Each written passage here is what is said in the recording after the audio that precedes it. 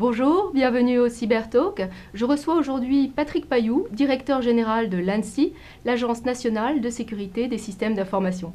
Patrick Payoux, bonjour. Bonjour. Merci d'avoir répondu à notre invitation. L'ANSSI a été créée en 2009 dans la lignée des recommandations du Livre blanc sur la défense et la sécurité nationale de 2008. Rattachée au SGDSN, elle est l'autorité nationale en matière de sécurité et de défense des systèmes d'information. Depuis sa création, son rôle n'a cessé de croître à la mesure du développement des cyberattaques qu'on a observé ces dernières années. Face à ce développement, le Livre blanc de 2013 a posé la sécurité et la défense des systèmes d'information au cœur des priorités stratégiques de la nation. Dans ce cadre, l'une des premières priorités fixées par le Livre blanc est l'augmentation de la cybersécurité des OIV, donc de la nation, face à la multiplicité des attaques informatiques de plus en plus sophistiquées. Alors, pouvez-vous concrètement nous exposer à quelles cybermenaces sont exposées les OIV?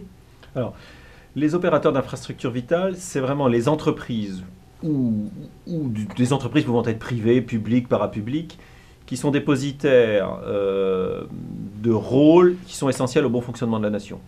On a des grands hôpitaux, on va retrouver les opérateurs de communication électronique, on va retrouver les producteurs, distributeurs d'électricité, distributeurs d'eau, l'alimentation, les banques, etc. Enfin, tout un ensemble, les systèmes de transport, tout un ensemble de métiers qui sont essentiels au bon fonctionnement de la nation, au sens où s'ils s'arrêtent, s'ils ne fonctionnent plus, ça va mettre en danger concrètement la nation.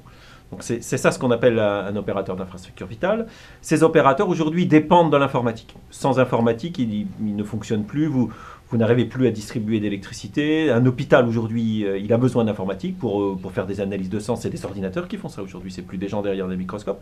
La distribution de l'eau, elle est contrôlée par des systèmes électroniques. Les transports, bien sûr, les transports ferroviaires, transports aériens, là-dedans vous avez beaucoup d'informatique.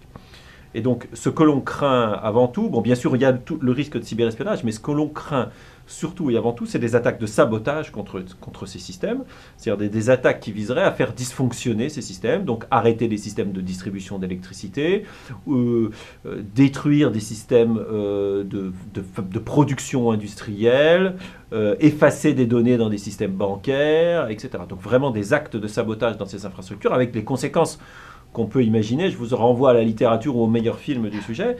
Sauf que malheureusement, on a changé. On n'est plus dans le domaine de la littérature, on n'est plus dans le domaine de la science-fiction, on est dans le domaine de la réalité. Parce que depuis un certain nombre de mois maintenant, on commence à voir arriver des véritables attaques de sabotage. On en a eu plusieurs. La première, c'est l'affaire Stuxnet contre les centrifugeuses iraniennes. On a eu une attaque contre Aramco, qui est le Total saoudien, dans lequel des attaquants ont détruit d'un coup d'un seul plusieurs dizaines de milliers d'ordinateurs qui se sont retrouvés avec leurs données totalement effacées et donc totalement leur système d'information totalement inutilisable du jour au lendemain. On a eu une affaire en Corée. Enfin, ce genre d'attaque commence à se multiplier. On voit des attaquants, des gens qui s'intéressent à ces questions et des travaux de planification en termes de sabotage informatique. Et donc, il est essentiel de veiller à ce que toutes ces infrastructures dont la nation dépend pour vivre soient correctement sécurisées, protégées, résistantes, résilientes contre des pannes et des attaques informatiques malveillantes. Alors, le Livre blanc entérine l'idée d'un projet de loi pour renforcer la cybersécurité de ces OIV à travers un certain nombre de mesures. Pouvez-vous nous les exposer? Alors, le rôle de l'État, quand il s'agit de sécurité et de défense nationale, c'est de veiller au bon fonctionnement de la nation, à sa bonne protection. Donc l'État ne peut pas se désintéresser de la sécurité, justement de ces processus essentiels à son bon fonctionnement. Donc il est essentiel que l'État d'abord soit informé, par exemple quand il y a une attaque informatique. Donc une des choses qu'on cherche à pousser, c'est l'idée que ces opérateurs, quand ils ont une attaque informatique ou une suspicion d'attaque informatique, préviennent l'État pour qu'on sache le faire, que l'État puisse vérifier le niveau de sécurité. On ne peut pas rester aveugle par rapport au niveau de sécurité de ces différents systèmes. Il faut que l'État puisse vérifier in situ qu'ils sont correctement sécurisés. Il faut que les opérateurs puissent démontrer à l'État que, comme c'est vrai dans d'autres domaines, dans des domaines de sécurité,